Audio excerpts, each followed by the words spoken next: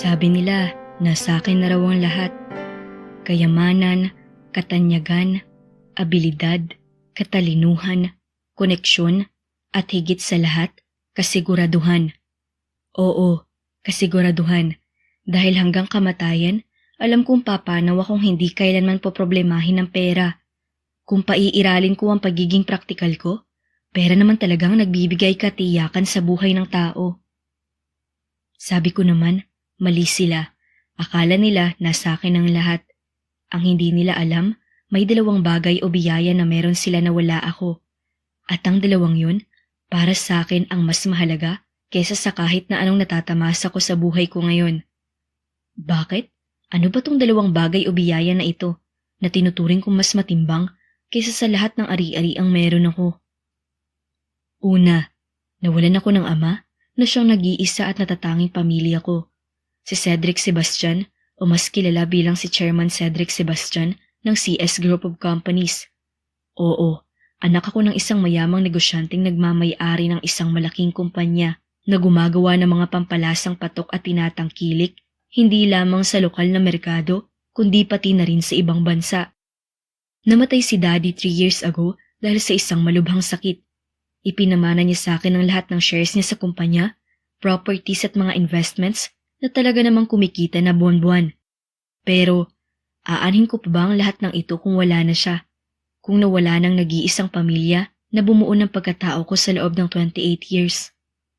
Maibabalik ba ng milyong-milyong perang buhay ng daddy ko? Hindi. Kaya maswerte pa rin ang lahat ng mga taong may nanay at tatay pa. Dahil yan ang isa sa mga biyayang hindi kailanman matutumbasan ng pera o anumang yaman dito sa mundo. Pangalawa, nawala sa akin ang unang babaeng minahal ko ng buong buo sa loob ng 5 taon. Namatay si Sylvia sa isang car accident. 1 taon nang nakalilipas. Napakasakit na sa pangalawang pagkakataon, inawalan na naman ako ng isa sa pinakamahalagang babae sa buhay ko. Nawala si Mama. Umikot ang buhay ko sa loob ng 4 na sulok ng aming gusali na itinatag ng aking ama, si Chairman Cedric Sebastian, na 3 taon na ring pumanaw. Doon lamang nagsimula ang sarili kong mundo. Mula nang mawala siya, natuto akong magtrabaho ng walang humpay at makipagnegosasyon ng walang palya. Hindi naman kasi porket may malaking kumpanya kami, maraming pera at maraming resources, hindi ko natatrabahuhin ang posisyon sa kumpanya na pinamana sa akin ni Daddy. Hanggang sa nakilala ko si Sylvia, ang aking long-time girlfriend, na ngayon ay wala na rin. She died on a car accident, may ilang taon na rin. And that was really the darkest and toughest part of my life. I found my happiness with Sylvia nung nawala si Daddy.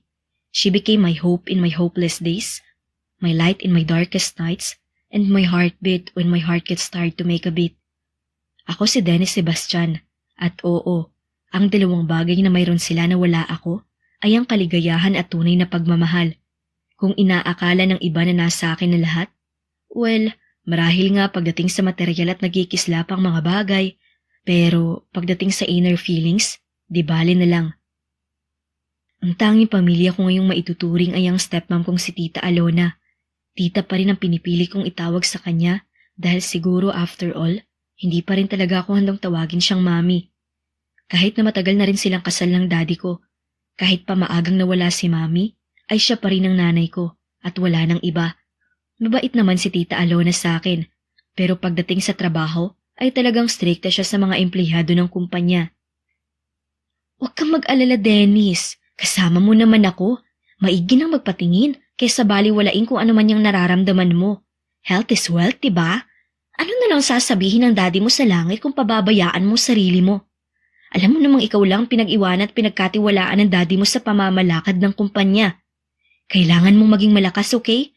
Pangalawang ina mo na ako kaya nag-aalala lang ako sa'yo. Huwag na naman sanang matigas ang ulo mo, iho. Sabi sa akin ng stepmom kong si Tita Alona. Tama naman siya. I think it's about time para humingi ng tulong sa isa sa magagaling naming doktor at espesyalista. Simula kasi nang namatay ang daddy at sinundan pa ng girlfriend kong si Sylvia, ay hindi na ako nakakilos ng maayos. Halos nawalan na ako ng focus at drive na ipagpatuloy pa ang buhay. Napapabayaan ko naman talaga ang sarili ko. Hindi ako kumakain sa tamang oras. Madalas akong walang tulog at aaminin kong inabuso ko rin ang sarili ko sa alak. Kaya ngayon, mukhang binabawian na ako ng katawan ko. Madalas ako nahihilo at sumasakit ng sobra ang ulo ko. Sa gabi naman, ay biglaan naman ako nilalagnat at nanghihina ang buong katawan ko kinabukasan. May mga ilang beses na rin nagpa-pass out o nahihimatay ako sa opisina. At hindi na magandang epekto nito sa pang-araw-araw kong buhay at sa trabaho ko dahil nagiging makakalimutin na rin ako. Para akong nagkakaroon ng malalang memory gap kahit hindi naman dapat. Kaya tama lang siguro na sundin ko na ang sinasabi ni Tita Alona. Kailangan ko na magpa-check up at nang malaman na kung papaanong gamutan ang gagawin sa akin. Okay, Tita. Magpapaschedule na ako ng check up. Ayoko na rin mag-isip kung ano ba tong nangyayari sa akin. Magiging responsable ako sa sarili ko para sa inyo at sa kumpanya natin. Sagot ko sa kanya. Noong mismong araw din yung sinamahan ako ni Tita Alona na magpatingin sa family doctor naming si Doc Dominic. Isa siyang magaling na doktor. Kaya lang, kahit na anong galing siguro ng isang doktor, kung oras mo na ay oras mo na. Kaya siguro hindi niya napagaling noon ang daddy ko na siyang huli niyang pasyente. Sa kabilang banda, na magtungo na kami sa ospital sa mismong klinik ni Doc Dominic, nakita ni Tita Alona si Doc Dominic at sinalubong niya ito ng may malaking ngiti. Nagyakapan sila at nagbeso-beso sa isa't isa. Family friend din kasi ni Daddy at Tita Alona si Doc Dominic. Oh, Doc! How are you? It's been a long time, ha? Bati ng Tita Alona ko kay Doc Dominic. Yeah, I'm good, Mrs. Sebastian. Heto, ganun pa rin. Busy pa rin sa mga pasyente. Maupo kayo. Oh, Dennis, kumusta na ngayon ang pakiramdam mo? Tanong naman sa akin ni Doc Dominic. Actually, Doc, that's the reason why we're here. Yung huling consultation namin sa'yo ay nung nagsasuffer siya ng severe headache. Madalas mahilo at ilang beses din siyang nanghihina at nagpa-pass out lately. Nanghihina siya kaya tingin ko hindi na maganda tong mga nangyayari. Parang lumalala na kasi, Doc. Lagi nang sumasakit ang ulo niya at nanghihina. Kaya ngayon, pinilit ko na siyang magpa-check up dahil nag-aalala na talaga ako sa kanya. Alam mo naman na kami na lamang dalawa ni Dennis ang pamilya at magkasama sa buhay. Sino pa ba ang magmamalasakitan di kami lang din dalawa, di ba? Kaya Doc, do whatever you can to figure out kung ano bang pinagmumulan ng lahat ng nararamdaman na to ni Dennis sa katawan niya. Paliwanag ni Tita Alona sa doktor. Hinayaan ko na lamang din siyang magpaliwanag dahil sa totoo lang, wala na akong lakas at panahon pa na magpaliwanag sa mga bagay-bagay. Siguro, dala na rin ang mga pinagdaanan ko, na halos lahat ng pinaka-importanteng tao sa buhay ko ay iniwan na ako. Kahit siguro ilang taon pang lumipas, hindi ko alam kailan ako makaka-move on sa lahat ng mga nangyari. Sa totoo lang, habang nasa loob kami ng klinik ni Doc Dominic, parang lumutang na naman ang isip ko. Napapatingin lang ako sa mga bagay-bagay na nasa loob ng klinik. Parang naging observant ako sa environment ng klinik at ospital kaysa sa agenda namin ni Tita Alona. Nadidistract ako sa amoy ng ospital, ang pinakaayokong naaamoy dahil naaalala ko si Daddy at Sylvia. Parang hindi ko maramdaman ang katawan ko, ni hindi ko na nga narinig ang pinag-usapan nilang dalawa. Nakikita ko na lang sa peripheral vision ko na tango na lang ng tango si Tita Alona sa mga sinasabi sa kanya ni Doc Dominic. Dennis, halika. Mag-conduct na tayo ng mga test procedure para sa check-up mo. Magsuot ka na ng lab gown, dun tayo sa loob. Aya sa akin ni Doc Dominic. Nakatingin nga lang ako sa kanya noon na para bang bigla akong nahipnotismo. At bigla na lang akong sumunod na para bang wala ako sa sarili. Bago ako pumasok sa loob ng silid na iyon, ay tinapik-tapik pa ni Tita Alona ang likod ko para maiparamdam niya sa akin na magiging maayos din ang lahat at huwag akong matakot. Huminga na lang ako ng malalim. Saka sumunod na ako sa loob kay Doc Dominic. Sa loob ng silid na iyon ay makikita ang iba't ibang aparato at equipment na sa tingin ko ay ginagamit sa pagsuri sa may bahagi ng ulo ng pasyente. Habang tinitingnan ko ang mga yun ay biglang nagsalita si Doc Dominic. Yan ang MRI machine. Ginagamit yan para makakuha ng detalyadong larawan ng utak at iba pa nitong structure para matukoy ang tumor, aneurysm at iba pang mga kondisyon sa utak. Kasama din sa nasusuri ng MRI ay ang mga vascular issues tulad ng stroke. Magkakandak tayo ng MRI para sa iyo, Dennis, dahil ito ang base sa mga sintomas na pinapakita mo. Madalas at matinding pananakit ng ulo, pagkahilo, loss of consciousness at yung pagiging makakalimutin mo. Nang sabihin ng mga yun ni Doc Dominic ay para bang hindi ako natakot man lang. Wala akong reaksyon ni hindi man lang ako kinakabahan sa magiging resulta. Pakitanggal lahat ng metal sa katawan gaya ng relo o jewelries. Pagkatapos pwede ka nang mahiga sa MRI bed. I-assist ka naman ng MRI technologist natin. Utos sa akin ni Doc Dominic. Pagkahiga ko sa sinasabing MRI bed ay isinagawa na ni Doc Dominic at ng kasamahan niyang MRI tech na nag-assist sa akin. 30 to 45 minutes lang daw ay tapos na ang procedure, sabi ni Doc. Kaya nirelax ko lang din ang sarili ko habang nagpapalipas ng oras. Sinikap kong i-distract ang sarili ko at nag-isip na lang ako ng kung ano-ano. Inaalala ko na lang ang mga masasayang alaala namin ni Daddy at ni Sylvia. Para akong nananaginip ng gising. Lumipas na ang 45 minutes at tapos na ang MRI procedure. Pinatayo na nila ako sa MRI bed, pinaghubad ng lab gown at pinabalik sa clinic office ni Doc Dominic. Doon ko na lang daw hintayin ang resulta kasama si Tita Alona. Pagbalik ko ng clinic office ay bumungad agad sa akin ang mukha ni Tita Alona na para bang tuwang-tuwa siyang natapos na ang MRI at makakausap na niya ako matapos maghintay ng halos 1 oras. Pagkaupo ko kinamusta ako agad ni Tita Alona. Hindi ko alam kung nililibang niya lang ba ako dahil kinakabahan din siya sa resulta o dahil iniisip niya na kinakabahan ako sa mga sandaling iyon at kailangan niya akong kausapin para mapakalma ako deep inside. Ilang sandali pa ay lumapit na sa amin si Doc Dominic at hindi ko mawari ang itsura ng mukha niya ng mga sandaling yun habang papalapit siya sa amin ni Tita Alona kung saan doon ata nakalagay ang resulta ng mga test na isinagawa sa akin. Anong resulta? Diretso kong tanong pero sinundan agad ni Doc ng isang malalim na buntong hiningang tanong kong yun. Anong nangyari, Doc? Anong sabi sa test result? Sabihin mo na sa amin. Kinakabahang tanong din ni Tita Alona. Dennis, dediretsahin na kita. Hindi magandang lumabas na resulta sa mga test na ginawa namin kanina. Pagkarinig ko pa lang ng salitang hindi maganda, dito na unti-unting nagising ang diwa at katawan ko. Paanong hindi magandang resulta, Doc? Natatarantang tanong ni Tita Alona. Dennis, base sa mga resultang isinagawa natin, I can say that you have a brain tumor. At dahil hindi ka naman bumabalik sa mga follow-up check-up mo, I have no idea na malaki na pala ito. And this case is so rare. Ikinalulungkot ko, pero kailangan kong ibalita sa inyo to, Dennis. Based sa mga nagawang tests kanina, nakitaan ka ng tumor sa utak. Hindi ako kaagad nakapagsalita pagkatapos kong marinig yung mga salitang yun mula kay Doc.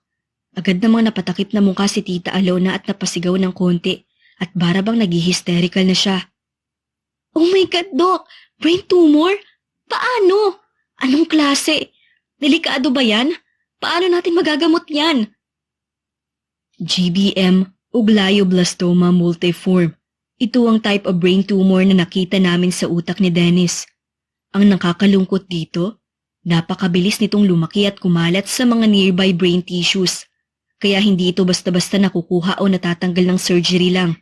At kahit pinagsama-sama na ang treatments na may surgery, radiation at chemo, karamihan ng mga ganitong klase ng brain tumor ay hindi na nakakasurvive. Napatulala na lang ako sa mukha ni Doc Dominic habang pinapaliwanag niya ang findings niya sa akin. Nanlamig ang mga kamay ko at para bang umakyat ang lamig nito sa katawan at ulo ko na naging dahilan para mamanhid pati ang dibdib ko at nahirapan ako biglang makahinga. Mabilisan ko nang tinanong kay Doc ang kanina ko pa gustong sabihin. Kaya habang nagpapaliwanag pa siya ay sumabat na ako. Mamamatay na ba ako? Base sa pagsusuri namin, meron ka na lang 11 months, Dennis.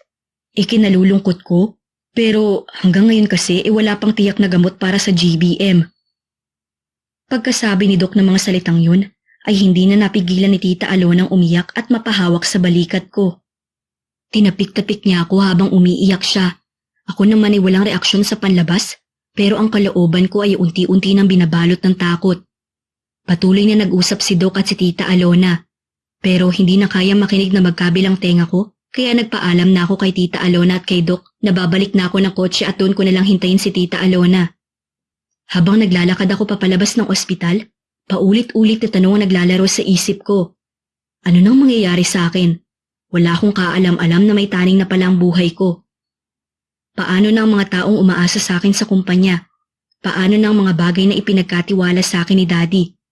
Paano na ang mga naiwang pangarap namin ni Sylvia na ipinangako ko sa kanyang itutuloy ko pa rin kahit na wala na siya? Oo, sobra kong namimiss na Daddy at Sylvia, pero ayoko pang mamatay. Hindi ko yata kakayanin harapin sila sa kabilang buhay ng ganun-ganun na lang, nang wala akong napapatunayan pa. Pagka-uwi namin na bahay ni Tita Alona, nagpaalam ako agad sa kanya na aalis lang ako sandali. Pinigilan pa nga niya akong lumabas dahil mas kailangan ko raw magpahinga. Pero nag-insist ako na gusto ko munang mapag-isa at magkondisyon ng sarili. Kaya ng gabing yun ay nag-long drive ako. Habang nagda-drive ako, nag-flashback lahat sa utak ko ang lahat ng mahalagang bagay na nabaliwala ko dahil nakafocus lang ako sa mga bagay na wala sa akin. Nagmuni-muni ako hanggang sa napadpad ako sa isang resto bar sa Tagaytay. Tumambay ako doon at ginawa ko ang mga usual kong ginagawa pag nagsasolo kong mag-inom sa labas. O-order ako ng alak at kumakausap ako ng mga hindi ko kilala. Minsan kasi mas okay na yun. Yung kumausap ako ng hindi kakilala. Kasi madalas, mas may sense pang kausap ang mga tao na yun kaysa sa mga kakilala at kaibigan mo na. Habang umiinom ako ng alak at kinakausap ang sarili ko, ay biglang may lumapit sa aking babae. Hi! Mag-isa ka lang? Tanong niya sa akin sabay upo sa harap ko at nakitable. Halatang hindi siya komportable, pero sa palagay ko ay matagal na niyang ginagawa ang lumapit sa mga strangers sa resto bar at magsimula ng mga small talks, hanggang sa umabot na sa kung saan ang usapan. Obvious ba? Masungit kong sagot. Napahagikik siya sa sagot kong yun. Baka lang kasi mamaya may bigla na lang mang-away sa akin dito kasi may kasama ka pala. Alam mo na, baka may girlfriend ka o asawa. Hindi ko pa rin siya iniimik o pinapansin ng mga sandaling ito. Nakafocus lang ako sa pakikinig sa bandang nagpa-perform sa unahan. Kunwari, hindi ko siya naririnig. Ayaw mo kong pansinin na? Okay, pero wala ka pa ring takas. Sasamahan pa rin kitang uminom. Mag-isa lang din kasi ako eh. Dito lang ako. Pagpipilit niya, alam na alam ko na ang mga ganitong galawan. Kaya hindi na rin ako nagpaligoy-ligoy pa at bilang medyo may tama na rin ako ng alak ng mga sandaling yun. Do you like me? Napatitig lang siya sa akin pagkasabi ko ng mga salitang yon. Oo, hindi lang ang sasagot mo. Kung oo, punta tayo somewhere. Huwag dito kasi maingay, magulo. Gusto ko dun tayo sa masasolo kita. Napaside smile na lamang siya sa pagkasabi ko nun at biglang nagpakilala. Ella, ikaw? Nagpakilala din ako sa kanya at hindi na namin naialis ang titig sa isa't isa. Maganda rin siya at kahit papaano ay may apilang hubog ng katawan. Kaya para bang naisip ko bigla na patulan ko kaya siya sa gusto niyang gawin. Paraan ko lang din para magpalipas ng oras at panandali ang ibaling ang atensyon ko sa ibang bagay. Nagkwentuhan kami ni Ella at nagpahiwatig ako sa kanya na gusto ko siyang ilabas o dalhin sa kung saan. Kaya naman, ilang sandali pa, ay alam na rin naman namin pareho ang ibig kong sabihin at alam ko naman na sa titig pa lang niya yun sa akin ay iisa lang ang pupuntahan ng pag-uusap namin na yun. Kaya hindi ko na pinatagal at inaya ko na siyang sumakay sa kotse ko at dinala sa isang magarbong hotel malapit sa resto bar.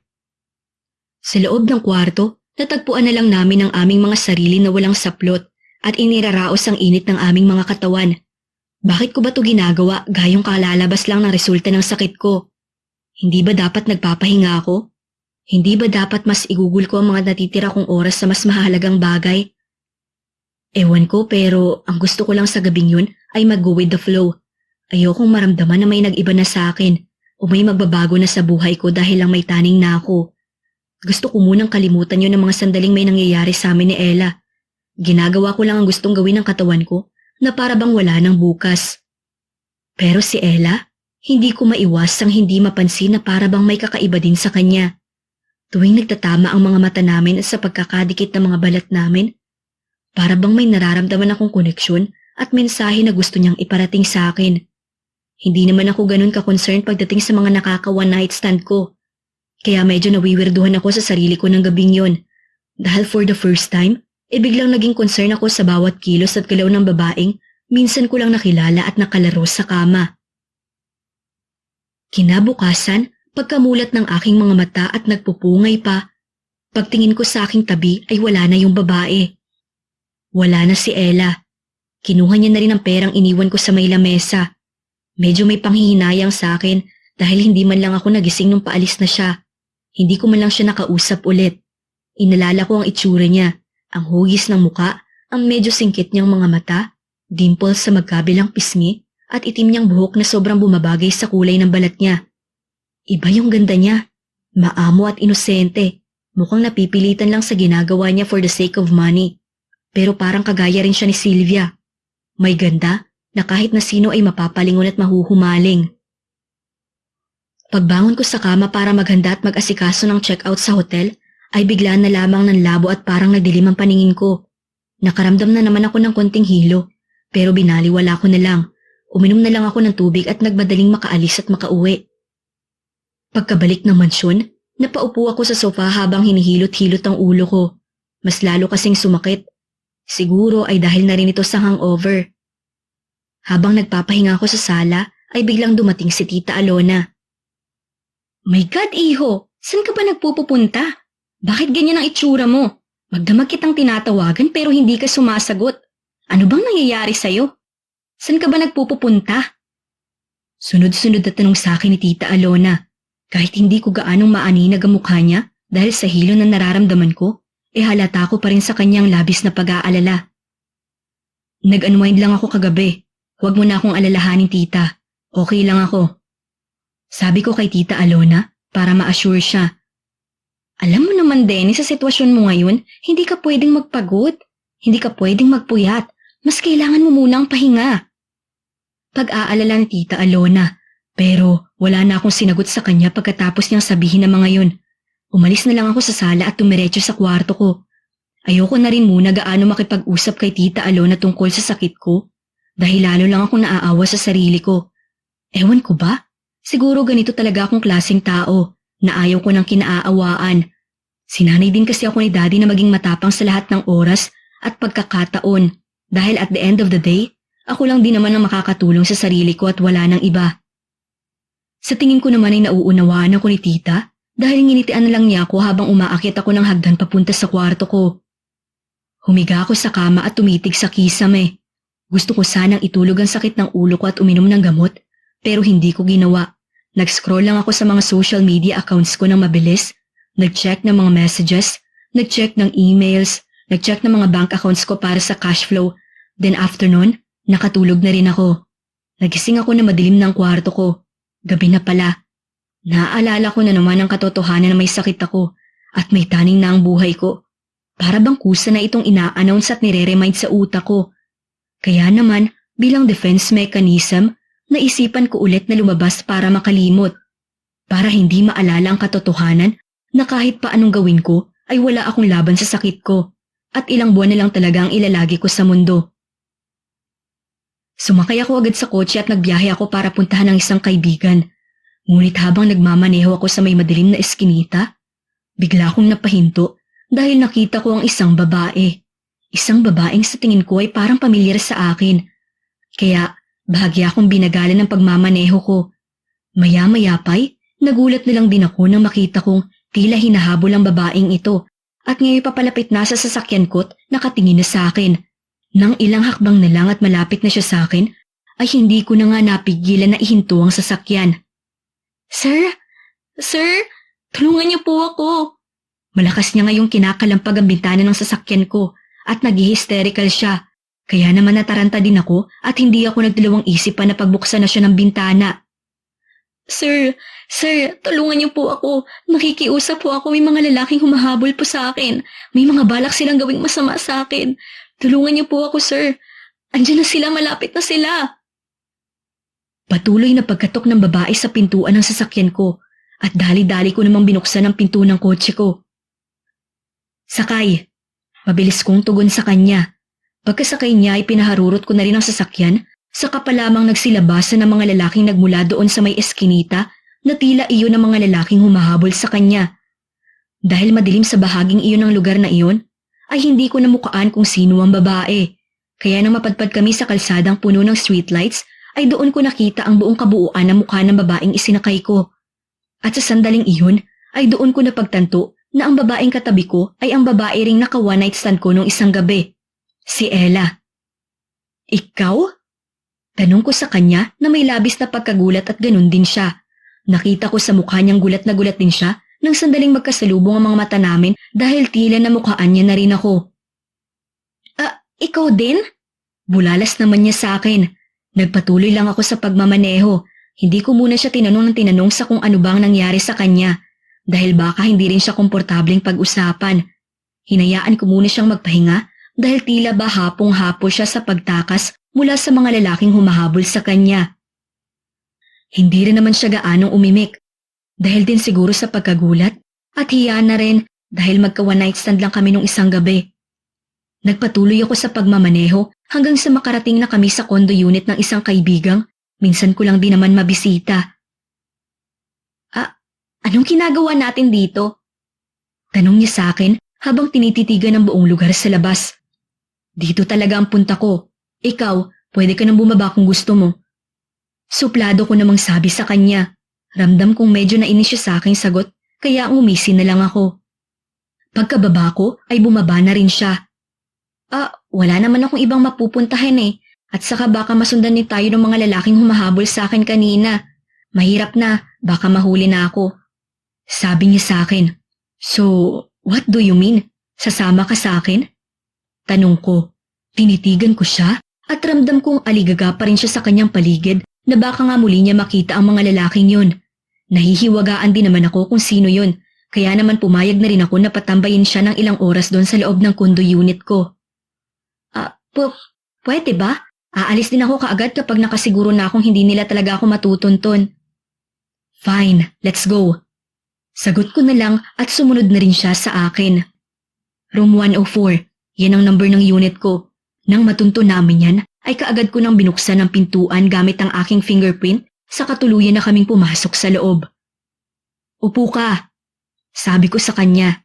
Sa totoo lang, simula nang mamatay ang girlfriend kong si Sylvia, nakalimutan ko na rin kung paano mag-entertain ng maayos at formal ng isang babae. Hindi naman ako ganun kabastos, pero simula nang mawala si Sylvia, ay nagbago na rin talaga ang pakikitungo ko sa mga babae. Thank you! Sagot niya sa akin, sabay upo niya sa may couch na naroon sa sala. Ilang linggo na rin buhat nang bumisita ako rito sa unit ko. Ewan ko ba, di ko na rin gusto dahil lungkot lamang ang umiikot sa apat na sulok ng unit na to simula nang mawala si Sylvia. I still feel her presence around the corners and still, hindi ko pa rin siya makalimutan at mas nalulungkot lang ako kapag nandito. Kaya simula nang mawala siya, ay hindi na ako bumibisita rito. Pumupunta na lang ako rito kapag may mga papeles akong kailangang kunin dahil ang iba sa mga papeles namin ay nandito. Sa kabilang banda, nagtungo muna ako sa may kusina upang maghanap sana ng pwedeng maialok na pagkain o inumin kay Ella. Ngunit pagbukas ko ng ref ay puro beer lamang ang naroon. Kaya naman no choice ako kundi yun na lamang ang ialok sa kanya. Beer? Alok ko habang nakalahad ang aking kamay. Hawak-hawak yung lata ng beer sa kanyang harapan. Tubig na lang. Sagot niya na ikinagulat ko. Nung isang gabi lang ang lakas-lakas mong uminom tapos ngayon ayaw mo na? Taas kilay kong tanong saka muling bumalik sa kusina upang kumuha ng kanyang tubig. Here. Thank you. Tugon naman niya at naupo sa couch na nasa harapan niya. Nakatitig lang ako sa kanya. Pinagmasdan ko ang bawat galaw niya at masasabi kong ibang-iba siya ngayon kaysa nung isang gabi. Wala siyang koloreta sa mukha ngayon at sa palagay ko, mas bagay sa kanyang walang makapal na makeup sa mukha. Maganda siya na may malaanghel ang itsura. Ni hindi na siya makatitig ngayon sa aking mga mata o makatingin man lang sa aking mukha. Kumpara nung nakaraan na masyadong ginalingan ng pag-akit. Anyway, bakit ka ba kumakaripas ng takbo? Sino yung mga humahabol sa'yo? Usisa ko sabay lagok sa beer na hawak-hawak ko. Nung una ay parang nahihiya pa siyang sumagot dahil hindi pa naman niya ako kilala. At isa pa, nauunawaan ko naman na mahirap talagang magbigay basta-basta ng tiwala ngayon. Kaya kung sagutin man niya o hindi ang tanong ko, ay ayos lamang. Mga loan sharks sila. Matipid niyang sagot sa akin. Napakunot naman ang aking noo. Loan sharks? Tanong ko. Loan sharks, mga nagpapautang na may mga malalaking interest. Baon kasi ang pamilya ko sa utang, kaya naman wala talaga akong choice kundi ang gumawa ng isang trabaho o maghanap ng pagkakakitaan kung saan mabilis ang pera. Kailangan ko mabayaran lahat ng utang namin para mabawasan na rin ang sakit ng ulo ng mga magulang ko. Kwento niya sa akin. Mukha namang totoo dahil seryoso ang kanyang muka. May mga magulang ka pa pala? Bakit ikaw ang nagbabayad? Tanong ko muli. Oo, meron nga. Pero parehas silang lulong sa sugal at alak. May dalawa akong kapatid na nasa high school na. At ayokong pati ang kinabukasan nila ay masira dahil magagaya lang sila sa amin ng mga hindi nakapagtapos kaya nagkakandaletse-letse ang buhay. Ako ang breadwinner kaya't hanggang kaya kong tumulong kahit sa mga kapatid ko na lang, gagawin ko. Kahit anong trabaho, papasukin ko, may pangmatrikula lang sila. Dahil wala na talaga kaming maaasahan sa mga magulang namin. Ipinasa na nila sa akin ang mga responsibilidad na sila dapat ang gumagawa. Kaya alangan tiisin ko ang mga kapatid ko, di ba? Kahit gusto ko nang lumayas at magpakalayo-layo, hindi ko magawa dahil silang iniisip ko. Silang prioridad ko. Kaya kahit ayoko ng mga trabahong pinapasok ko, kahit ibenta ko ang katawan ko, lulunukin ko na lang ang pride ko kesa naman wala akong maibigay at maipakain sa mga kapatid ko. Dagdag pang kwento ni Ella. Habang minamasdan ko siya habang nagsasalita at habang dinadama ko ang bawat salita, alam ko at ramdam ko na nagsasabi si Ella ng totoo. May duda man ako nung una, napalitan ka agad yun ng awa at kuryosidad dahil base sa kwento ng babae, ay talagang napipilitan lamang to sa mga trabaho na pinapasok niya. At kung pamimilian lamang, ay hinding-hindi na siya babalik pa sa ganung gawain. Interesting. Metikuloso kong sabi. Tila minasama naman niya ang aking sinabi dahil sinamaan niya ako ng tingin. Interesting? Interesting yun para sa'yo? Nakakunot niyang tanong sa akin. Hindi yun ang ibig kong sabihin. Huwag mo yung pag-isipan ng masama. May bigla lang pumasok sa isip ko. Sagot ko. Actually, may bigla talagang pumasok sa isip ko ngayong mga oras na ito na noon na hindi naman sumagi sa isip ko. Lumuwag naman ang hitsura ni Ella nang sabihin ko iyon dahil wala naman talaga akong intensyon na ma-offend siya.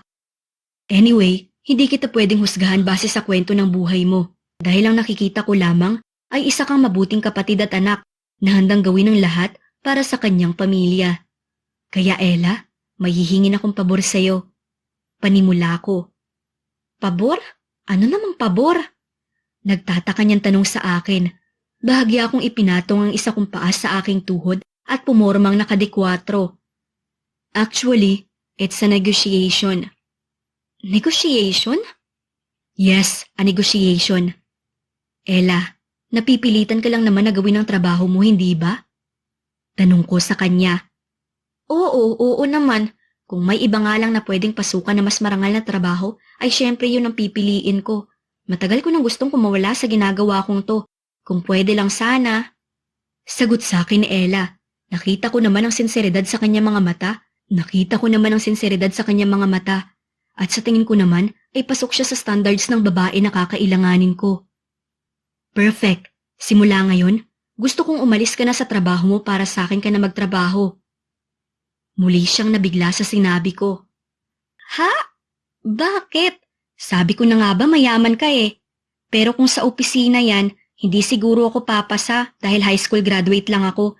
At saka, I have my own company. And yes, mayaman ako. Pero hindi kita doon dadalhin. Ibang ipapatrabaho ko sa'yo. Feeling ko naman hindi mo to tatanggihan. Pang-iingganyo ko kay Ella. Habang naniningkit ang mga mata niyang nakatingin sa akin, na tila ba napapaisip siya kung anong klaseng trabaho ang sinasabi ko. Ano naman kayang trabaho yung sinasabi mo? Napapaisip na sabi ni Ella. Simple lang naman. Babayaran kita ng 10 milyong piso. Magpapakasal ka sa akin at magpapanggap kang asawa ko. Seryoso kong sabi. Pansin ko sa itsura ni Ella na tuluyan ang napaawang ang kanyang bibig at bumagsak ang balikat sa sinabi kong yun. Na sa tingin ko ay kahit sino naman na makakatanggap ng salitang iyon ay magugulantang talaga ang buong pagkatao. Lalo pa kung kailangan na kailangan talaga nila ang pera. 10 milyon? Ikakasal sa'yo at magpapanggap na asawa mo? Paglilinaw ni Ella sa sinabi ko sa kanya, habang baka sa tono ng pananalita niya at itsura niya na hindi siya makapaniwala. Oo, bakit? Ayaw mo ba? Sagot ko sa tanong niya. Ha? Sinong tangang aayaw sa 10 milyon? Kung legit man talagang magbabayad ka ng 10 milyon, di ba? Pero yung magpapakasal sa'yo para maging asawa mo? Teka lang muna ha. Bigyan mo naman muna ako ng panahon para makapag-isip. Kasi hindi biro yan eh. Oo, kailangan na kailangan ko ng pera pero hindi naman to the point na halos ibenta ko ng sarili ko o ang buong pagkatao ko sa'yo sa halagang 10 milyon, no? Pagpapaliwanag ni Ella. Grabe naman sa ibibenta ang sarili. Ano ba akala mo sa akin, sindikato? Pag ba nakasal ka sa akin, ibibenta kita at lahat ng lamang loob mo? Singhal ko kay Ella. Ano pa nga ba? Para sa 10 milyon? Sigurado ka bang magpapanggap lang ako na asawa mo? Tingnan mo nga ngayon, kung makatitig ka sa akin, akala mo nakita mo na buong kaluluwa ko eh. Bakit? Hindi pa ba? Akmang hahampasin na sana ako ni Ella, pero bigla siyang napahinto at hindi na ito naituloy na makita niya sigurong nagbago ang reaksyon ng mukha ko.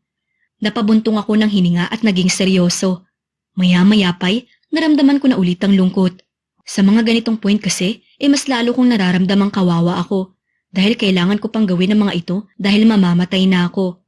Nakita ko rin sa mukha ni Ella na biglang naging seryoso na rin siya. Napabuntong hininga rin siya at sinabing, Alam mo Dennis, hindi ko alam kung anong buong istorya ng buhay mo. Pero bakit ba kasi? Bakit kailangan mo mag-hire ng asawa? Pwede ko bang malaman? Saka, seryoso ba talaga to? Tanong niya sa akin. Bahagya akong napangiti dahil sa tono niya ay mukha talaga siyang interesado. Oo, seryoso ako Ella. I am the last heir of CS Group of Companies. Wala na akong mga magulang at ang kasama ko na lang sa buhay ay ang aking stepmom na si Tita Alona. Hindi ko na kailangan pa sanang mag-hire ng magiging asawa kung nabubuhay pa ang aking nobyang si Sylvia. Pero wala eh. Desidido na akong maghanap ng mapapangasawa para sa iyo o sa pangalan mo masalin ang lahat ng mana ko. Ha? Mana? Sa akin? Hindi ba may stepmom ka? Bakit hindi sa kanya? At bakit kailangan mong ipasa sa iba? Di ba nga sabi mo ikaw ang tagapagmana? Nagtataka niyang tanong sa akin. Oo, ako nga. Pero kailangan ko nang ipasa sa iba. Basta wag lang sa aking Tita Alona. May trust issue kasi ako sa kanya. Hindi ko maramdaman ang kanyang sinseridad sa lahat ng bagay at lahat ng pinapakita niya sa akin. Kahit matagal ko na siyang stepmom, hindi pa rin ganun kagaan ang loob ko sa kanya. Kaya naman, bago sana ako mawala, natigilan ako sandali dahil para bang hindi ko na kaya pang dugtungan ang sasabihin ko. It's still to accept the truth at sobrang ikli lang ng 11 months kaya kailangan kong planuhin ng ayos sa mga bagay-bagay. Mawala? Ano bang ibig mong sabihin? Nagugulat na kasi ako. Ella, huminga muna ako ng malalim. May taning na ang buhay ko. I have a brain tumor and I only have 11 months left to live. That's why I need someone na magpapanggap na maging asawa ko.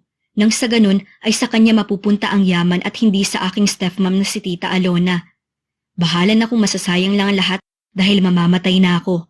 Pero nakausap ko na rin ang lahat ng lawyers ko na kahit makasal tayo, pag namatay ako, ililipat pa rin sa succession ng owners ng CS Group of Companies ang ibang mana sa mga katiwala ni Daddy at iba pa.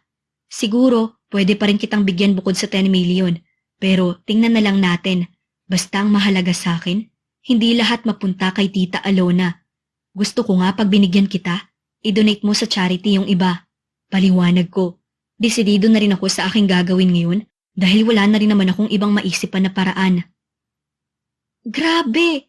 Ibig sabihin 11 months ka nalang mabubuhay pagkatapos nun? Pagkatapos nun ay tegi ka na? Masakit man isipin pero, oo, I'm dying. Sagot ko. Napasandal pa nga si Ella sa may sofa at tila nag-isip ng mabuti. Sa pakiwari ko ay hindi pa rin gaano nagsisink in sa kanyang sinabi ko. Maalinman sa 10 milyon o sa taning ng buhay ko dahil sandali siyang natahimik. Bakit ka natahimik? Ayaw mo ba? Okay lang sa akin kung ayaw mo. Marami. Muli niyang pinutol ang aking pagsasalita. Wala naman akong sinabing ayaw ko. Teka lang at pag-iisipan ko. Sa sinabi niyang yun, ay hinayaan ko na lang muna siyang mag-isip at magdesisyon. Hindi rin naman iyon magiging madali dahil may mga bagay pa rin akong gustong ipagawa sa kanya. May mga bagay ako na muli kong gustong ibalik. Hindi ko na maibabalik si Sylvia Pero pwede kong ipagawa kay Ella ang mga ginagawa ni Sylvia nang sa ganun ay parang kasama ko na ulit siya. Pwede namang baguhin ang personalidad at iyon ang ipapagawa ko kay Ella sa oras na tanggapin na niya ang alok ko na maging fake wife ko. Halos 1 oras din siyang nag-isip at ngayon ay tumitig na siya sa akin. May titig na pawang mayroon ng kasagutan. Mga titig na tila ba mayroon ng paninindigan at sabik na akong malaman sa isasagot niya. Dennis, nakapagdesisyon na ako. Mariin niyang sabi. Anong sagot mo? Tinatanggap mo ba? Matalim kong tanong. 10 milyon kapalit ng hiling mo na maging peking asawa ko. At kapag tinanggap ko yun, sigurado na ang kinabukasan ng mga kapatid ko. Sigurado na rin na mababayaran na namin ang aming mga utang. Sigurado rin na hindi na ako babalik pa sa dati kong buhay at trabaho. At kapag nangyari yun, sigurado ng pagbabago ng aking kapalaran. Kaya Dennis, sino ba naman ako para tumanggi sa alok mo? Oo, tinatanggap ko na ang alok mo. Handa na akong maging peking asawa mo. Mariing sabi sa akin ni Ella. Habang sinasabi niya yun, ay pansin ko ang kanyang mga luha na unti-unti nang namumuo sa kanyang mga mata. Luha ng galak, hindi para sa kanyang sarili, kundi luha ng galak para sa kanyang pamilya. Good, magsisimula ka na ngayon. Diretsa kong sabi. Bahagya siyang umiti sa akin at sa palagay ko ay iyon ay tanda ng kanyang pagpapasalamat. Dahil tinanggap mo na ang offer ko, may mga ilang kondisyon ako na sasabihin na kailangan mong sundin. Nauunawaan mo ba? Oo, nauunawaan ko. Good. Ang una doon, kailangan nating magpakasal as soon as possible. Kahit civil lang basta ang mahalaga ay maikasal na kaagad tayo. Okay lang ba yun sa'yo? Taas kilay kong tanong sa kanya. Oo naman. Yun lang ba? Tugon naman niya. Gusto ko ring sabihin sa'yo na may pagka-istrikta si Tita Alona. Nasa sayo na kung paano mo makukuha ang loob niya o nasa sayo na yun kung gugustuhin mo. It's all up to you. Hindi rin niya kasi alam na may nobya pala ako, kaya ikaw nang bahalang umarte na para bang matagal na tayong magkakilala. Para hindi siya magduda na 1 araw pa lang tayo nagkakakilala. Just want to remind you, tuso si Tita Alona. Lahat ay kaya niyang gawin, pero syempre, kapag kaharap ako ay hindi niya magagawa iyon dahil kailangan niyang mas gandahan ang pakikitungo niya sa akin. Basta sa part na yon, sa'yo ko na ipinauubaya ang pakikitungo sa kanya. Sabi ko at mukha namang nauunawaan niya. Yun lang ba ang kailangan kong gawin? Muli niyang tanong sa akin. Sandali akong napabuntong hininga.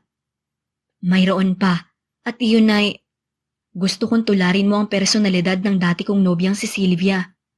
Diretsa kong sabi. Sa sandaling iyon ay muling namilog ang mga mata ni Ella. Tularan? Sa palagay ko ay hindi madali ang gumaya ng personalidad ng iba. Kung ang mga kilos at kinagawian ay ayos pa, pero ang personalidad, hindi ko maipapangako na magagaya ko ang personalidad na mayroon ng dati mong nobya. Diretsahan din niyang sagot sa akin. And that answer amazed me. Hindi yung basta oo lang ng oo. Bawat sagot niya ay pinag-iisipan at hindi lamang dahil sa pera. Alam ko at ramdam ko na mabuting tao itong si Ella. Kaya naman, mas lalong umusbong sa puso ko na gawin ang planong ito kasama siya. Nauunawaan kita. Alam kong hindi madali. Pero sasabihin ko sa'yo, mas magiging madali iyon para sa ating dalawa kapag nagawa mo ang ipinagagawa ko. Mabait si Sylvia at hindi mahirap ang tularan ng pagkatao na meron siya. Mas magiging madali para sa atin na pakisamahan ng isa't isa. Kaya Ella, I'm insisting na gawin mo yun. You can do it step by step at hindi naman kailangan biglaan. Bastang mahalaga, magawa mo siyang magaya kahit na papaano. Sabi ko sa kanya, sandali siyang muling napaisip. Marahil iniisip niya ngayon ay kung kakayanin ba niya o hindi, kaya naman hindi kaagad siya nakasagot. Don't worry, madaling tularan ang personalidad ni Sylvia. Mabait, maalaga, housewife material, at higit sa lahat ay masayahin ang ilan sa mga positibong pag-uugali niya. She's so nice to everyone. At kahit na anak mayaman, pantay-pantay ang tingin niya sa lahat ng tao. Wala siyang sinisinto at kapag alam niyang nasa tama siya, hindi niya hinahayaang matapos ang araw na hindi niya naipaglaban ang katwiran niya. She loves kids. She also loves puppies. Ang hindi ko rin makakalimutan sa mga karakter niya ay ang pagiging malambing at mahinahon. At sa tingin ko naman ay hindi na yun mahirap pang gayahin o tularan. Just be that kind of woman, then you will be Sylvia already. Susubukan ko. Susubukan ko maging siya para mas maging madali para sa atin ang lahat. Sige, tinatanggap ko ang hamon mo. At simula ng pag-uusap na yun, pinalipas lang namin ang gabi, ay sinama ko na kaagad siya sa mansyon para bago kami ikasal na dalawa ay makilala na siya ni Tita Alona. Ito ba ang bahay niyo? Grabe, ang laki naman! Namamangha niyang sabi sa akin. Manghang-mangha siya sa laki at lawak ng aming bahay at sa pakiwari ko ay ngayon lamang siya nakakita ng ganitong kalaking mansyon. Oo, ngayon ka lang ba nakakita ng mansyon? Tanong ko sa kanya. Oo, as in, ang laki ng bahay niyo. Tapos kayo lang ng Tita Alona mo ang nakatira dito. Tapos hindi pa kayo ganoong magkasundo. Prangka niyang tanong. Natigilan lang siya nang napatingin ako sa kanya ng seryoso. Sorry, nabibigla lang ako. Paumanhin niya. Ngayon, pagbibigyan kita. Pero kapag nasa loob na tayo, I want you to act like Sylvia. You will switch your personality that fast, okay? Nang tumango siya, ay nagsimula na kaming humakbang patungo sa malaking pintuan ng aming mansyon. Kabilang din sa mga naging pagbabago ni Ella ay ang kanyang pananamit para naman mas kapani-paniwala na nararapat si Ella na maging asawa ko at mapasa kanya ang aking mana sa oras na mawala na ako. At sigurado naman ako, hindi niya iyon tatanggapin. Kaya naman naplano ko na rin kung sakaling ang mangyari yun, pwede ko namang utusan ng aking personal attorney ng palihim na ipawalang bisa ang magiging kasal namin ni Ella. Sakto sa pagpasok namin doon ay nakaupo si Tita Alona sa may couch sa may sala. Iho Dennis, hindi ka na naman umuwi kagabi. San ka ba nagpupunta? Nakalimutan mo nang uminom ng gamot. Here's your meds. Take it. Sabi sa akin ni Tita Alona. Habang nagsasalita siya, ay napapatingin siya sa aking kasama na si Ella. Bakas ko ang pagtataka sa kanyang mukha. Ngunit bago siya mag-usisa, ay inabot niya na muna sa akin ng isang puting malaking tabletas na palagi niyang pinapainom sa akin dahil ito raw ang gamot sa anxiety ko. Ininom ko muna rin yun at pagkainom ay nagsimula na ring mag-usisa si Tita Alona. Dennis? Sino yung kasama mo? Tanong niya sa akin. She's Ella, tita. She's my girlfriend. Bigla namang nalaki ang mga mata ni Tita Alona sa gulat. Girlfriend? May girlfriend ka pala? Bakit hindi mo man lang sinabi sa akin? Buong akala ko pa naman ay hindi ka pa handang palitan si Sylvia sa buhay mo. Sabi naman ni Tita Alona. It's been 3 years, tita. Nakamove on na ako at masaya na kami nitong si Ella. By the way, Ella, she's my stepmom, Tita Alona. Tita, si Ella po, girlfriend ko. Pagpapakilala ko sa kanila, napatingin ako kay Tita Alona na kasalukuyang pinapasadahan ng tingin si Ella mula ulo hanggang paa. Mitikulosa at strikta si Tita Alona, kaya naman ganun na lamang ang naging reaksyon niya nang makita niya si Ella. Wala naman siyang maipupuna rito dahil pinaghandaan namin ito ni Ella maging ang kanyang kasuotan at mga sasabihin. Well, she's beautiful. Her style is like Sylvia. Simple and innocent. Taga saan ka, Iha? Nag-aaral ka pa ba? At nagsimula na rin ang pagtatanong ni Tita Alona. Napatingin naman ako kay Ella na kasalukuyan namang nakahawak ng mahigpit sa aking braso. Hindi ko siya makitaan ng kaba sa mga oras na ito. Malakas ang kanyang kumpiyansa sa sarili at hindi man lang mababakas ang intimidasyon sa kanyang muka. Sandali munang inayos ni Ella ang kanyang tindig saka tumingin ng diretso kay Tita Alona. Magandang araw po, Mrs. Sebastian. I'm Ella Madrigal. I'm currently working as a web designer in a prestigious company and I graduated in New York. Sagot ni Ella at bahagi ang pagsisinungaling na ito sa aming plano, kabilang sa kanyang pagpapanggap na magiging fake wife ko. Sa kabilang banday, napatungo naman si Tita Alona sa sinagot na iyon ni Ella. Mukha naman siyang nakumbinsi at naniwala. Oh, mataas ang pinag-aralan na. May negosyo ba ang magulang mo? Baka pwedeng malaman. Malay mo, someday, maging business partners na rin ang pamilya mo ang Sebastian Corp. Alam kong itatanong ito ni Tita Alona, ngunit sabi ko nga kay Ella, bago kami magtungo rito, ay kung ano lang ang mga inaral naming sasabihin niya, ay hanggang doon na lang ang kanyang sasabihin. Kaya naman sa pagkakataong ito, ay ako na ang sumagot para sa kanya. Tita Alona, she's tired kasi galing pa siyang work. Bukas na lang po siguro kapag nakapagpahinga na siya ng maayos. Mauna na po kami sa taas. Okay, rest well, Iha. You are very much welcome here. See you! Nakangiting sabi ni Tita Alona. Ngumiti na lang kami saka nagtungo na sa aking kwarto. Grabe ang hirap. Ang hirap magpakapurmal. Mahinang sabi naman ni Ella nang makapasok na kami sa kwarto. Hindi kasi siya sanay sa mga ganitong bagay dahil kumpara kay Sylvia. Mas loud na babae si Ella at mas magaslaw kung kumilos. Kaya napakalaking pagsubok nito sa kanya na maging mayumi at formal sa harap ng ibang tao. Nabanggit din kasi ni Ella na hindi talaga siya nagsusuot ng mga mahahabang bestida, katulad ng pinasuot ko sa kanya ngayon. Nang sumunod na araw, ipinaalam na rin namin ni Ella ang balak naming pagpapakasal kay Tita Alona. Kasal? Kasal agad? Hindi ba parang masyadong mabilis pa ang pangyayari, Dennis? Hindi mo pa nga yata nakikilala ng maayos tong si Ella. Tapos, Tita, I already made my decision. I love Sylvia pero wala na siya. Gusto ko na ring magsimula ng panibagong buhay. At ngayong tanggap ko na hindi na talaga siya babalik, I want to start all over again, Tita. And this time, with Ella. Siya nang mahal ko ngayon at kahit ilang buwan pa lang kaming nagkakasama at nagkakakilala, alam kong siya na, Tita. I hope you understand. Ella is a good woman. At alam kong marami pa akong madidiskubre sa kanya na mas magaganda pang mga bagay. So, mauna na po kami. Ito na lamang ang nasabi ko kay Tita Alona. Sa ayaw din naman niya o sa gusto, ay itutuloy talaga namin ang aming kasal. Ilang buwan na lang din ang natitira sa aking buhay, kaya ayoko nang mag-aksaya pa ng panahon at oras dahil kailangan nang maisaayos ang ibang mga papeles na magagamit namin para mag-transfer ng mana. Nang araw ding yun, sa tulong ng pinagkakatiwalaan kong lawyers, ay naisagawa din ang civil wedding namin ni Ella. At lahat ng kontrata na dapat pirmahan ay napirmahan at napanotaryo na. Malinaw naman kay Ella ang lahat ng terms and condition namin at nag-deal naman siya sa lahat. Si Ella ngayon ay isa ng Sebastian. Pagka-uwi namin ay sinimulan na rin niya ang kanyang mga responsibilidad bilang asawa sa akin. Habang si Tita Alona naman ay naroon pa rin na tila mayat mayang minamasdan ang mga ginagawa ni Ella at hinihintay na magkamali ito. Honey, anong gusto mong ulam? You want adobo or sinigang? What? Tell me, ipagluluto kita. Malambing na tanong ni Ella sa kanyang asawa na ngayon na si Dennis.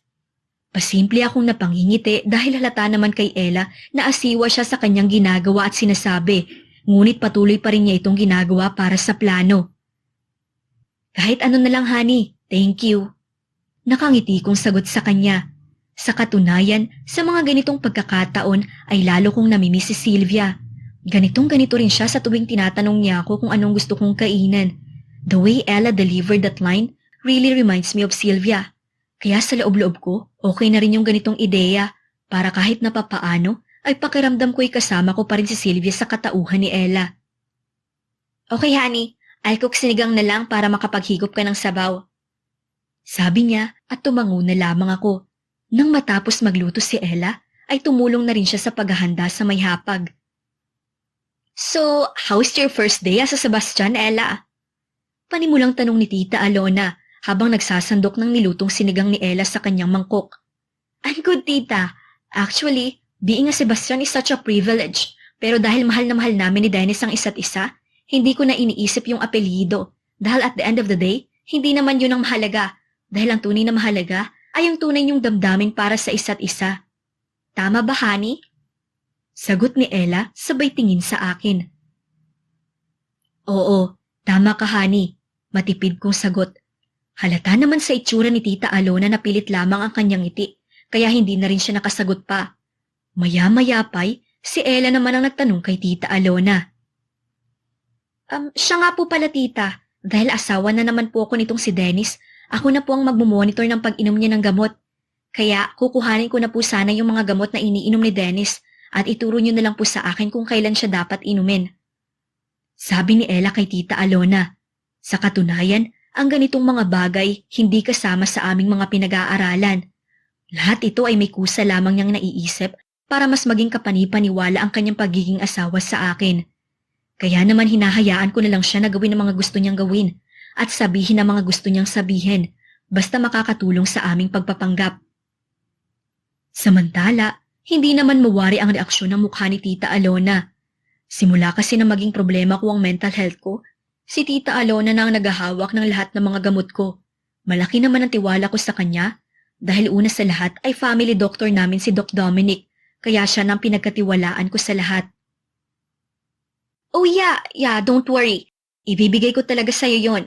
But not now. Dahil itong mga gamot na nasa akin ay mukhang papalitan pa ng aming family doctor na si Doc Dominic. Ibibigay ko rin sa'yo. Pero sa ngayon ay ako na muna ang bahala rito dahil na rin sa kalagayan nitong anak kong si Dennis. Hope you understand, Iha. Sagot ni Tita Alona. Napatingin naman sa akin si Ella na tila ba mukhang nadismaya. Maging ako ay bigla ring napaisip dahil sa pagiging mahigpit ni Tita Alona pagdating sa mga meds ko. Hindi ko kasi inugaling usisain ito dati, pero ngayon na naungkat ito ni Ella, ay tila ba naging interesado rin ako sa kung ano nga bang mga gamot ang iniinom ko. By the way, Iho, here's your med for tonight. Nakakailang gabi ka ng absent sa pag-inom niyan. Alam mo namang makakasama sa iyo ang pagpalipas mo ng pag-inom ng gamot. Here, inumin mo na. Sabi sa akin ni Tita Alona. As usual, ininom ko pa rin yun dahil gamot ko yun eh. Napatingin na lamang si Ella sa akin ng may pagtataka. Ngunit hindi na lamang niya yun pinahalata kay Tita Alona para hindi nito malaman na nagdududa si Ella sa kanya. Nang makalipas ang ilang oras, nang nakahiga na kami sa kwarto, muli ko na namang naramdaman ng matinding sakit ng ulo. Sa katunayan ay nawala na ito nung nakaraan, bagkus ay bumalik na naman muli ngayon. Honey, Dennis, okay ka lang ba? Nauutal na tanong sa akin ni Ella. Mahigpit lang akong nakahawak sa aking ulo at naminilipit sa sobrang sakit. Ang sakit, sobrang sakit.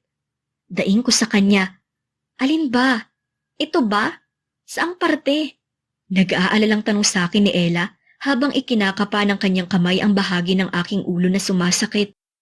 Itinuro ko ang aking ulo sa may bandang sentido dahil sobrang sakit talaga at siya na ang nagmasahe noon. Habang ginagawa iyon ni Ella, habang nararamdaman ko yung balat niya sa aking balat, hindi na si Sylvia ang nakikita ko. Hindi na si Sylvia ang naiisip ko. Si Ella na. Ewan ko ba? Ang bilis ng pangyayari. Hindi ko rin namalayan pa na hindi na presensya ni Sylvia ang ninanais ko, kundi ang presensya ni Ella. Yung Ella na maingay, makulit, at kung kumilos ay parang lalaki. Mas out siya kaysa kay Sylvia na ubod ng hinhin. Habang lumilipas ang mga araw na magkasama kami bilang isang mag-asawa, ay doon ko nagugustuhan ang tunay niyang pagkatao na ako lamang ang nakakakita. Hindi kasi pwedeng ipakita sa iba dahil sa plano namin, ngunit masaya ako na ako ang nakakaalam nun. Hanggang isang araw ay kinausap ako ni Ella ng masinsinan nang muling sumakit ang aking ulo dahil muli sa gamot na pinainom sa akin ni Tita Alona. Dennis, mahinang tawag sa akin ni Ella. Tutal wala namang ibang tao, kaya okay lang na ilabas niya ang tunay niyang personalidad. Bakit? May problema ba? Naitanong ko yun kay Ella dahil halata sa kanyang mukha ang pagkabalisa tapos palingalinga pa sa paligid dahil baka may ibang taong makarinig sa aming dalawa. Ipinakita niya sa akin ang isang piraso ng gamot na nakuha niya sa maliit na garapon ni pinaglalagyan ng aking mga gamot na laging nasa bag ni Tita Alona. Nagulat ako na makita ko na hawak niya yun. Yan ba yung gamot ko? Nagtataka kong tanong sa kanya. Sumagot naman siya kaagad. Oo, pasimple ko tong nakuha sa bag ng madrasta mo. Dennis, malakas ang kutob ko na may kinalaman ng gamot na ito kung bakit laging sumasakit yung ulo mo. Base sa obserbasyon ko, hindi naman sumasakit ang ulo mo kapag hindi ka umiinom nito. Kaya malakas talaga ang kutob ko na may kinalaman ng gamot na to. Napakunot naman ang noo ko sa sinabing iyon ni Ella. Hindi ko lubos maisip na masasabi ito sa akin ni Ella. Kung ibang babae siguro ang kinausap ko to be my fake housewife, siguro mas pabor sa kanilang mamatay na nga lang ako para sa kanila na ang mana. But Ella is different. I never imagined na ganito siya magiging ka-concern sa akin. Na maging ang patagong pagkuha ng gamot na iyon sa bag ni Tita Alona ay isa ng pagsubok. Ngunit ginawa pa rin niya para lamang mapatunayan ang kanyang kutob at hinala sa aking madrasta. Are you sure? Mahirap mag-false accusations. Dapat may ebidensya ka. Sabi ko sa kanya, hindi naman ako nang bibintang. Gusto kong magpa-second opinion ka dahil maging dyan sa family doctor niyo ay wala akong tiwala. Sorry Dennis kung sinasabi ko to. Ang misyon ko ay tulungan ka, di ba? Kaya lulubusin ko na yung pagtulong ko sa'yo. Sa ayaw at sa gusto mo, magpapa-second opinion tayo. Mariing sabi sa akin ni Ella. Dahil mukhang seryoso at desidido na si Ella, ay sumunod na lang ako dahil wala namang mawawala din kung susunod ako.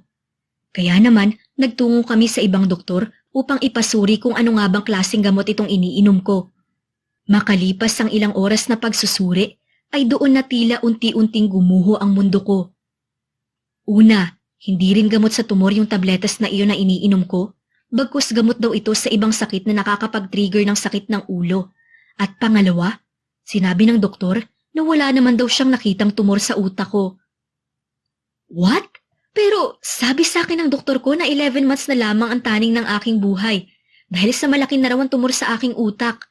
Kaya papaanong sasabihin niyo wala akong sakit? Sa pagkakataong ito ay naguguluhan na rin ako sa mga nangyayari. Ito po sir ang result ng CT scan niyo. No damage, no tumor. I'm 100% sure of that. Kahit pagharapin niyo pa kami ng nauna niyong doktor, kaya kong panindigan niyang resulta. Mariing sabi sa akin ng doktor. Hindi na ako umalma dahil base nga sa resultang iyon ay wala naman ako nakitang kakaiba o bukol na namumuo sa aking ulo. Kaya ngayon, sa tingin ko ay mukhang ang tama ang hinala ni Ella tungkol kay Tita Alona. Kung totoo man yun, sigurado kong kasabwat niya si Doc Dominic at iyon ang kailangan kong paimbestigahan. Pagkagaling namin sa doktor ay naroon na muli si Tita Alona at tila naghihintay na sa amin. Oh, Dennis, Ella, mabuti naman at dumating na kayo.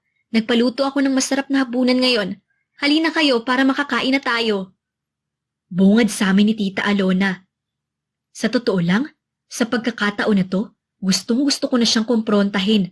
Gustong-gusto ko nang itanong sa kanya ang mga bagay na aking nadiskubre. Pero sa paghawak sa aking kamay ni Ella ng mahigpit na mahigpit, pinapaalala lang niya sa akin na wag muna. Hindi pa sa ngayon hanggat wala pa kaming iba pang pinangahawakan na ebidensya. Kaya sa ngayon ay kailangan ko na munang magtimpi at ipunan ng aking pasensya. Tara honey, mukhang masarap nga ang ipinaghanda ni Tita Alona.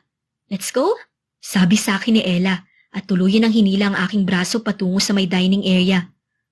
Habang kasama ko ang aking madrasta at habang daladala ko sa aking puso ang katotohanan ng aking nalaman at habang wala pa yung sapat na ebidensya na aking hinihintay, kailangan ko munang magpakampante at manatiling kalmado para hindi mahalata ni Tita Alona na may nalalaman na kami ni Ella tungkol sa mga ginagawa niya.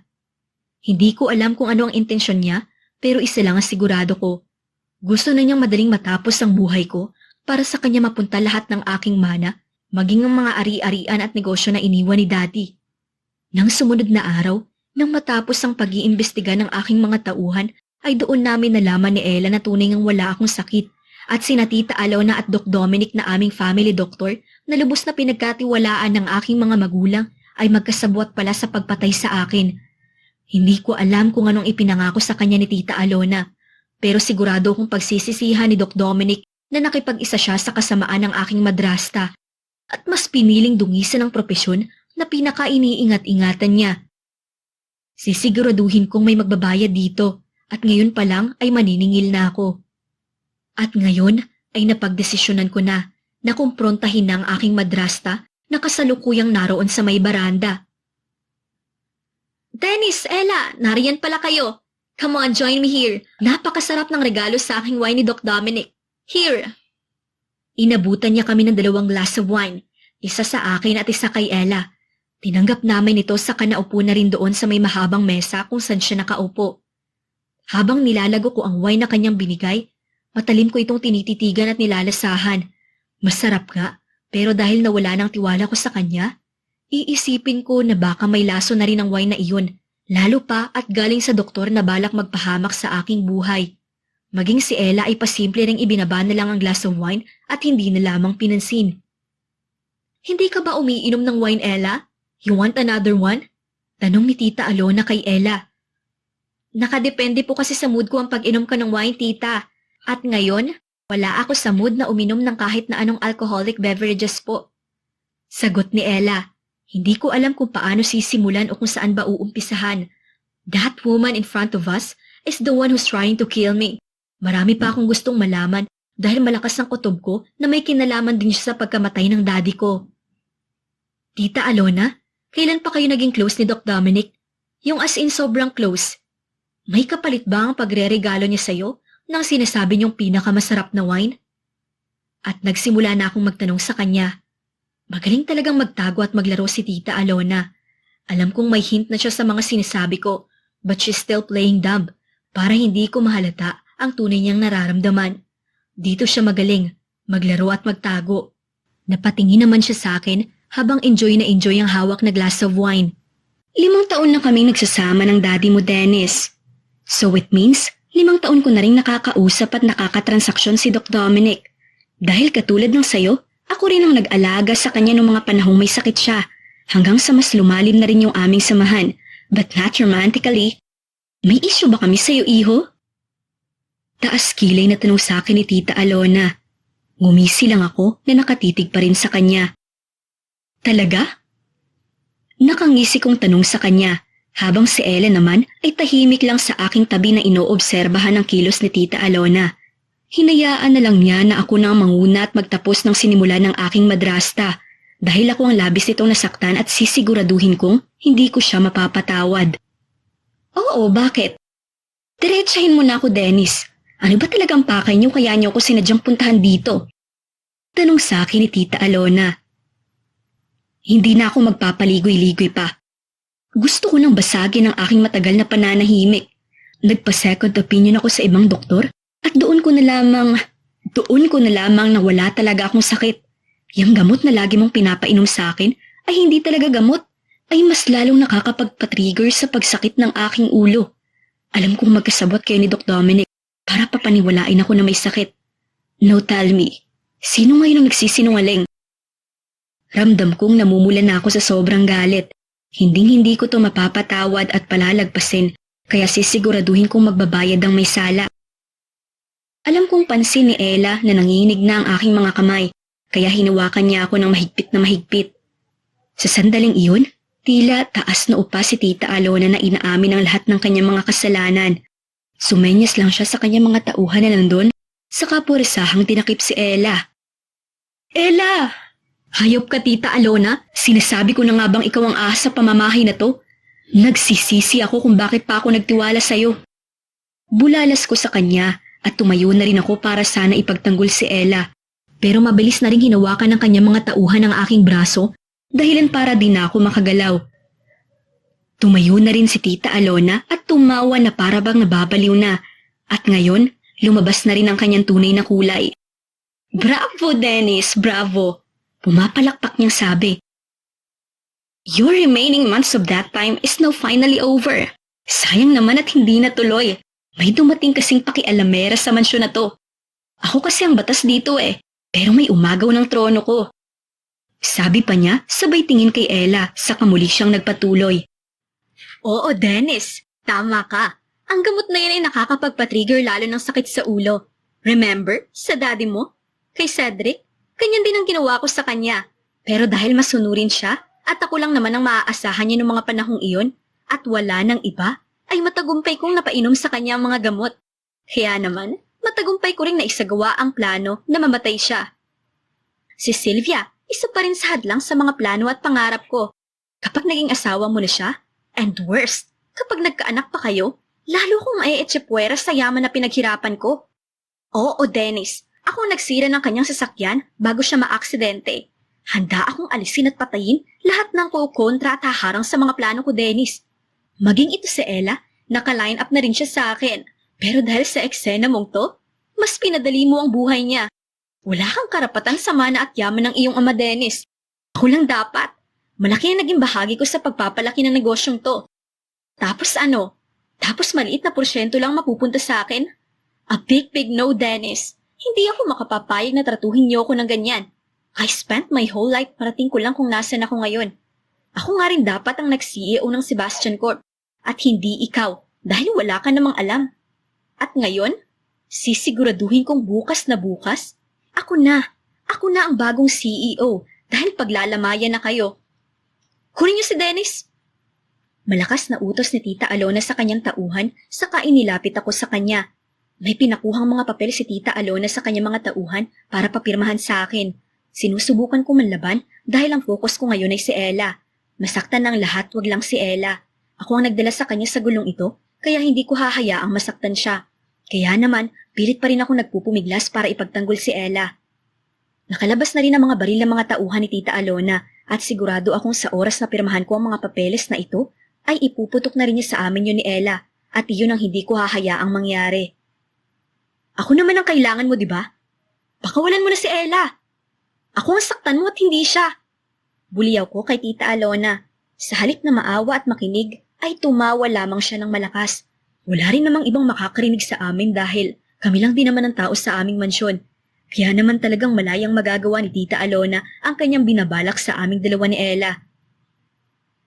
Tumahimik ka at huwag mong pinapainit ang ulo ko, Dennis. Pirmahan mo na lang to at nang sa ganun ay sa akin na mapunta lahat ng yaman nyo. Dahil ako naman talagang may tunay na karapatan dito. At hindi ikaw o kung sino man sa inyo. Ako lang, Dennis. Ako lang. Mariing sabi sa akin ni Tita Alona. Pilit nilang pinapahawak sa akin ng ballpen pero nilalabanan ko ito sa abot ng aking makakaya. Dennis, huwag kang pipirma. Magbabayad ka sa mga kasalanan mo, Alona. Magbabayad ka. At sumigaw na rin si Ella. Sa pagsulyap ko sa kanya, ay tuluyan ng tumulo ang kanyang mga luha. At nang masaksihan at makita ko yan sa unang pagkakataon, ay tila bigla akong nagkaroon ng panibagong lakas dahil ang sakit sa dibdib na makita siya sa ganoong sitwasyon ng dahil sa akin. Kaya naman, nilakasan ko na ang loob ko nang magkaroon ng pagkakataon na maikalas ko ang aking kamay sa kanilang mahigpit na pagkakahawak, ay kaagad akong nagtungo sa direksyon ni Ella upang ipagtanggol siya. Ngunit nakakang palang ako papalapit sa kanya, ay naputukan na kaagad ako ng baril sa aking kaliwang paa. Kaya naman bigla na lamang akong napahandusay sa sahig.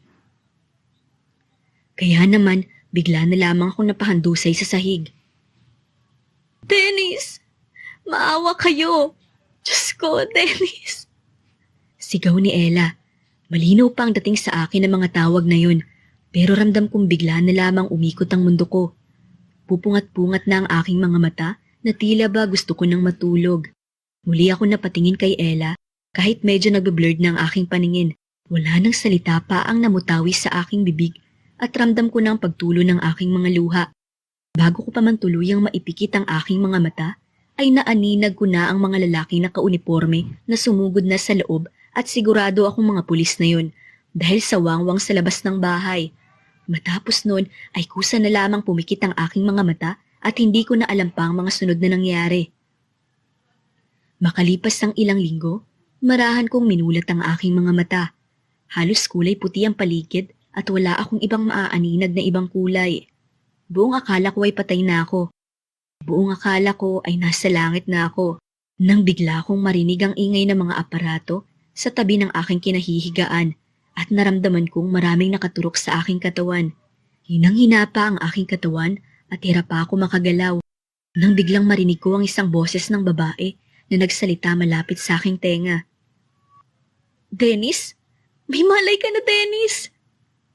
Sabi niya, mahina lang yun at hindi malinaw, pero malakas ang kutob ko na pamilyar sa akin ang boses na yun, na alam ko kung sino ang nagmamay-ari ng boses na yun. Kasunod na mga salitang iyon ay napalingon ako sa aking tagiliran at naroon na ang dalawang babaeng nakaputi at sa palagay ko ay mga nurse sila at doktor. Halong saya at luhang nakita ko sa mga reaksyon ng mukha nila nang malaman nilang may malay na ako. Masaya silang malaman na may malay na ako. Ngunit magpaganon pa man, yung babaeng nagsalita kanina ang pilit hinahanap ng paningin ko. Nasa na siya? Ilang sandali pa'y muli kong ipinikit ang aking mga mata para sa ilang test na gagawin sa akin ng doktor at nang matapos ay tuluyan ang naging malinaw sa akin ang lahat. Tuluyan ko nang naunawaan kung nasan ako at kung sino ang kasama ko. Nang bumalik na sa ayos ang aking ulirat ay kaagad kong hinanap si Ella. Si Ella lamang ang tumatakbo sa aking isipan sa kahabaan ng aking pagkakatulog na yon. Alam kong siyang aking nasa isip at hindi si Sylvia. Dennis, mabuti at ligtas ka. Labis ako nag-aalala sa'yo. Umiiyak na sabi sa akin ni Ella. Kita ko sa kanyang mukha ang sinseridad at ang bawat patak ng kanyang luha ay alam kong luha ng kagalakan at punong-puno ng pag-asa. Ngunit sa tingin ko ay mas masaya ako ngayon dahil alam kong ligtas na siya. Nasaktan ka ba? Sinaktan ka ba ni Tita Alona? Medyo wala pa akong lakas, kaya mahina pa ang aking boses.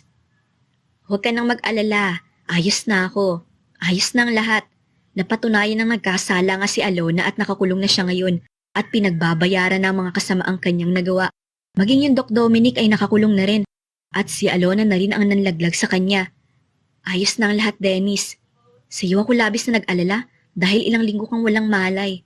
Kaya nagpapasalamat ako sa Diyos na ligtas ka na. Kwento sa akin ni Ella. Sabi ni Ella, halos inabot raw ng 3 linggo bago ako tuluyang nagkamalay. Simula pa nang nawalan ako ng ulirat at malay nung gabing yun, ay nakoma na ako at ngayon na lamang ulit ako nagising.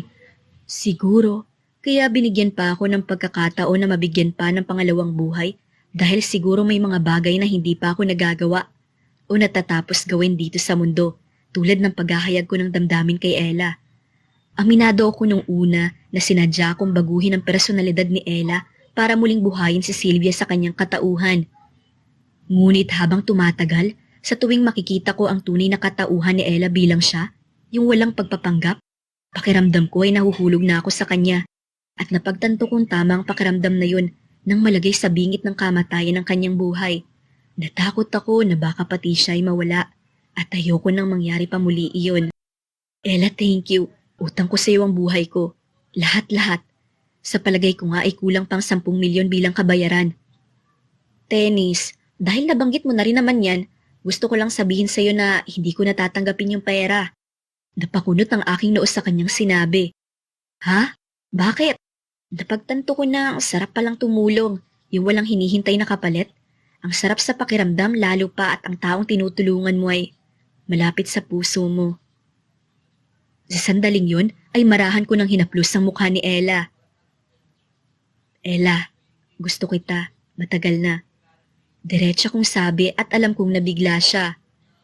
Ha? Utal niyang tugon. Sabi ko, gusto kita at hindi lang gusto, mahal na kita. Sobra ako natakot nung nalagay ko sa alanganin ang buhay mo. Patawarin mo ko. Natakot akong mawala ka. Natakot ako, Ella. At ngayon, gusto ko nang itigil ang ating pagpapanggap. Gusto ko nang totohanin ang lahat, Ella. Mahal na mahal kita, Ella. Buong puso kong pagtatapat. Alam kong nabigla ko si Ella sa aking mga sinabi at nakaramdam ako ng kaba na baka hindi rin ganito ang nararamdaman niya para sa akin. Ngunit nang bigla, unti-unti nang lumuwag ang kanyang mga labi at ngumiti. Doon tuluyan ang umalwa ng aking pakiramdam.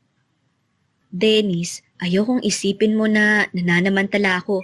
Pero biglaan ko lang din tong naramdaman. Hindi ko na namamalaya na nahuhulog na rin pala ako sa'yo, na minamahal na pala kita. Kaya noon pa man ay nakapagdesisyon na talaga ako sa sarili ko na hindi ko tatanggapin ang 10 milyon mo dahil hindi matutumbasan ng anumang halaga at salapi ang nararamdaman ko sa'yo. Mahal kita, Dennis. Totoo yun at sana'y paniwalaan mo. Galak at tuwa ang nararamdaman ngayon ng puso ko sa pagtatapat namin ni Ella sa aming nararamdaman.